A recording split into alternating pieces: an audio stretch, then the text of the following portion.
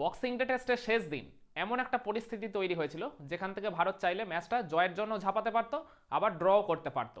কিন্তু শেষ ইনিংসে ভারতের ব্যাটিং অ্যাপ্রোচ দেখেই মনে হয়েছিল মানে টিম ম্যানেজমেন্ট থেকে তারা ওই জায়গায় ড্র করার চিন্তা ভাবনা নিয়ে ব্যাটিং করতে নেমেছিল। আমি বুঝলাম না ঠিক, যেখানে এর আগে বিরাট কোহলি বা রবি শাস্ত্রীর আমলে 1%ও যদি জয়ের সম্ভাবনা থাকতো তাহলে কিন্তু ভারতের টিম ম্যানেজমেন্ট কখনোই এইরকম নেগেটিভ চিন্তাভাবনা না করে সবসময় তারা জয়ের জন্যই ঝাঁপাতো, তা সে ম্যাচ হারুক কিংবা না হারুক। তো এইখানে আমরা যখন এত ভালো একটা মানে পজিশনে ছিলাম, জয়ের কিন্তু একটা ভালো চান্স ছিল শেষ দিন। তো সেইখানে গৌতম গম্ভীরের নেতৃত্বাধীন এই টিম ম্যানেজমেন্ট কেন যে এইরকম একটা সিদ্ধান্ত নিল, এরকম একটা নেগেটিভ ডিসিশন নিল, এটাই ঠিক আমার বোধগম্য হলো না। তো এই বক্সিং ডে টেস্টের টস জিতেছিলেন অস্ট্রেলিয়ার অধিনায়ক প্যাট কামিন্স, জিতে তিনি ব্যাটিং করার সিদ্ধান্ত নিয়েছিলেন। অস্ট্রেলিয়ার ইনিংসের শুরুটা দারুণ হয়েছিল। তাদের ওই ডেবিউ হওয়া স্যাম কনস্টাস মাত্র 19 বছর বয়সী, তিনি তো বুমরাকে একেবারে 4 ছক্কার ফুলঝুরি ঝরিয়ে গোটা বিশ্বকে তাক লাগিয়ে দিয়েছিলেন। অস্ট্রেলিয়ার টপ অর্ডারে মানে 4জন ব্যাটসম্যানই ওই জায়গায় 50+ স্কোর করেছেন। তার মধ্যে আবার স্টিভ স্মিথ তো 140 রানের একটা ফ্যান্টাস্টিক ইনিংস খেলে দিয়েছেন। তো আমার মনে আছে অস্ট্রেলিয়ার স্কোরটা ছিল একসময় 2 উইকেটে 237। তো সেইখান থেকে কিন্তু ভারতের বোলারদের একটা দারুণ কামব্যাকে তাদের স্কোরটা হয়ে যায় 6 উইকেটে 299। কিন্তু এই জায়গায় ওই সপ্তম উইকেটে স্টিভ স্মিথ আর তাদের ক্যাপ্টেন প্যাট কামিন্সের মধ্যে 112 রানের একটা অনবদ্য জুটিতে তাদের স্কোরটা ওই 400 প্রথমে পেরিয়ে যায়। তারপর অষ্টম উইকেটে মিচেল স্টার্ক আর স্টিভ স্মিথের মধ্যে একটা 44 রানের জুটিতে ওই রানটা তারা 450 গন্ডি টপকে যায়। তো ফলে শেষমেশ অস্ট্রেলিয়া ইনিংসটা শেষ করে 474 রানে। তো এর জবাব দিতে নেমে ভারতের ইনিংসের শুরুটা যথারীতি একেবারেই ভালো হয়নি।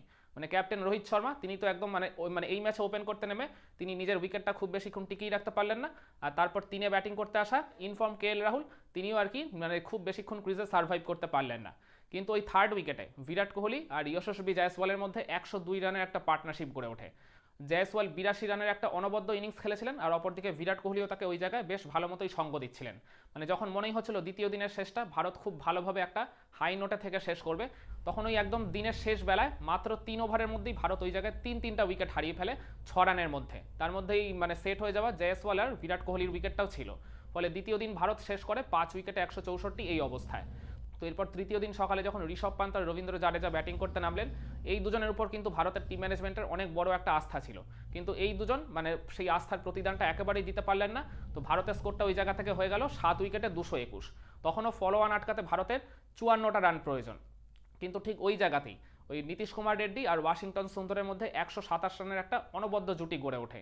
মূলত এই পার্টনারশিপটাই ভারতকে ওই ফলোয়ানের হাত থেকেও যেমন বাঁচিয়েছিল, তেমনি ইমিডিয়েট মানে ওই সময় যদি তারা প্রতিরোধটা গড়ে না তুলতেন তাহলে ভারত কিন্তু চতুর্থ দিনের মধ্যেই ম্যাচটা হেরে যেতে পারত।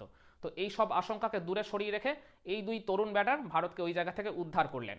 আর নীতিশ কুমার রেড্ডি 114 রানের একটা ফ্যান্টাস্টিক ইনিংস খেললেন, আর সাথে ওয়াশিংটন সুন্দরও একটা হাফ সেঞ্চুরি করলেন ওই জায়গায়। তো ফলে ভারত আর কি প্রথম ইনিংসটা শেষ করলো 369 রানে, অস্ট্রেলিয়ার থেকে তারা 105 রানে পিছিয়ে ছিল। এরপর অস্ট্রেলিয়া যখন দ্বিতীয় ইনিংসে ব্যাটিং করতে নামে তাদের শুরুটা কিন্তু একেবারেই ভালো হয়নি। তো ভারতের বোলারদের আর কি রেগুলার আক্রমণে শুরু থেকেই তারা উইকেট হারাতে থাকে। একসময় তাদের স্কোরটা হয়ে গেছিল 6 উইকেটে 91, তখনও তাদের লিডটা কিন্তু 200 রানের গন্ডিও টপকায়নি। কিন্তু এই সপ্তম উইকেটেই তাদের ক্যাপ্টেন প্যাট কামিন্স আর মার্নাস লাবুসানের মধ্যে 57 রানের একটা জুটি গড়ে ওঠে। মূলত এই জুটিটাই অস্ট্রেলিয়াকে ওই জায়গায় কিছুটা অক্সিজেন জুগিয়েছিল। মার্নাস লাবুসান প্রথম ইনিংসে 72 করার পর দ্বিতীয় ইনিংসেও তিনি 70 রানের একটা খুব কার্যকরী ইনিংস খেলেছিলেন দলের জন্য। কিন্তু এই দুই ব্যাটারও যখন আউট হয়ে গেলেন তারপরে আবার অস্ট্রেলিয়ার রেগুলার গতিতে উইকেট হারাতে থাকে। তারপর একসময় তাদের স্কোরটা হয়ে যায় 9 উইকেটে 173। আর ঠিক এই জায়গাতেই নাথান লায়ন আর আরেক পেস বোলার ওই স্কট বোল্যান্ডের মধ্যেই শেষ উইকেটে 61 রানের একটা পার্টনারশিপ গড়ে ওঠে। মানে ওই 173-9 থেকে অস্ট্রেলিয়া তাদের মানে দ্বিতীয় ইনিংসের স্কোরটাকে নিয়ে গেল 234-এ। তো যেখানে মনে হচ্ছিল যে ভারতের সামনে তারা ওই টেনে টুনে 260-70-এর একটা আর কি বড়জোর টার্গেট খাড়া করতে পারবে, তো এই শেষ উইকেটের পার্টনারশিপে তারা ভারতের জন্য লাস্ট উইকেটের টার্গেটটা সেট করলো 340 রানের। তো এই টার্গেটটা চেস করার জন্য ভারতের হাতে মোট 92 ওভার ছিল। মানে 3.5-এর একটু আর কি বেশি রান রেট রেখে ওই জায়গায় তাদের এই রানটা চেস করতে হতো। কিন্তু ভারতের আমি শুরুতেই বললাম টিম ম্যানেজমেন্টের ওই নেগেটিভ অ্যাপ্রোচ ছিল, তারা কোনোভাবেই এই ম্যাচে জয়ের জন্য ঝাঁপায়নি। শেষ ইনিংসে ব্যাটিংয়ের সময় শুরু থেকেই তারা একেবারে অতি রক্ষণাত্মক ভঙ্গিতে ব্যাটিং করতে থাকে, যার ফলে প্রথম সেশনের মধ্যেই ভারত তিনটা উইকেট হারিয়ে ফেলে মাত্র 33 রানের বিনিময়।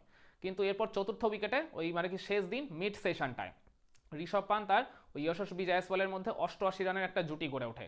এই জুটিটা কিন্তু ভারতকে তখন ওই মানে নিশ্চিত হারের হাত থেকে মানে বাঁচিয়ে দেবে এরকমটাই মনে করা হচ্ছিল। তারা ওই সেকেন্ড সেশনটা কিন্তু বেশ ভালো মতোই শেষ করেছিল, কোনো রকম উইকেট না খুইয়ে 3 উইকেটে 112 এই অবস্থায়। এরপর লাস্ট সেশনে এই জায়গা থেকে ভারত যখন আবার খেলা শুরু করলো, কিছুক্ষণের মধ্যেই ঋষভ পান্ত নিজের উইকেটটাকে একবারে গিফট করে দিয়ে এলেন অস্ট্রেলিয়ার টিমের কাছে। আর এরপর একে একে ভারতের ইনিংসে ওই ব্যাটিং কোল্যাপস হতে থাকে, মানে যশস্বী জয়সওয়াল যিনি আর কি অস্ট্রেলিয়ান বোলারদের সামনে একবারে মাথা তুলে প্রতিরোধ গড়ে তুলেছিলেন, তিনিও খুবই দুর্ভাগ্যজনকভাবে ওই 50-50 কলে থার্ড আম্পায়ার্স ডিসিশনে তাকে আউট হতে হলো 84 রান করে। তো জয়সওয়ালের উইকেটটা চলে যাওয়ার পর ভারতের আর সেইভাবে কোনো আশাই ছিল না, তো যার ফলে ভারতকে অল আউট হয়ে যেতে হলো ফোর্থ ইনিংসে মাত্র 155 রানে। আর যার ফলে এই মেলবোর্ন টেস্টে ভারতকে হারতে হলো 184 রানের বিশাল ব্যবধানে। এবার আপনাদের মনে প্রশ্ন আসতেই পারে, এই মেলবোর্ন টেস্টের টার্নিং পয়েন্ট তাহলে আপনি কোনটাকে বলবেন? আপনারা বলতেই পারেন অস্ট্রেলিয়ার প্রথম ইনিংসে ব্যাটিংয়ের সময় তাদের স্কোরটা ছিল এক সময় ওই 6 উইকেটে 299, তো ওই জায়গা থেকে সপ্তম উইকেটে 112 রানের একটা জুটি আর অষ্টম উইকেটে 44 রানের এই দুটো জুটি পরপর গড়ে ওঠায় তাদের স্কোরটা ওই জায়গায় 400 টপকে 450 প্লাসে হয়ে যায়। তো এটাকে আপনারা ডেফিনেটলি টার্নিং পয়েন্ট বলতে পারেন।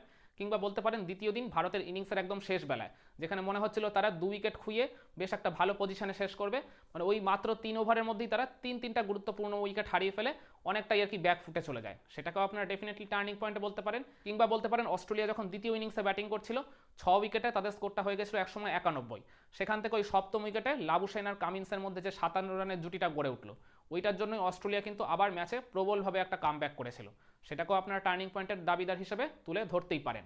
কিন্তু আমার কাছে এই সব কিছু পেরিয়ে এই বক্সিং ডে টেস্টে যেটা আলটিমেট টার্নিং পয়েন্ট মনে হয় সেটা হলো ওই অস্ট্রেলিয়ার সেকেন্ড ইনিংসের লাস্ট উইকেটের পার্টনারশিপটা।